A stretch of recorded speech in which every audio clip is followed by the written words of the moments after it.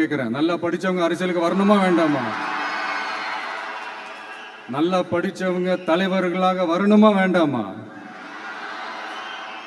Okay, ஆர்வம் எனக்கு புரியுது. நல்லவங்களை கெட்டவங்க மாதிரியும் கெட்டவங்களை நல்லவங்க மாதிரி இந்த மாதிரி புரணி பேசி ப்ரொஜெக்ட் பண்றதெல்லாம் இந்த மீடியா, சோஷியல் மீடியாலலாம் நம்ம பார்க்குறோம் இல்லையா? பட் எது உண்மை பொய்ன்னு மட்டும் அனலைஸ் பண்ண மட்டும் கற்றுக்கங்க. நம்ம தமிழ்நாட்டில் இந்த போதை பொருட்களுடைய இந்த பயன்பாடு ஒரு பெற்றோர்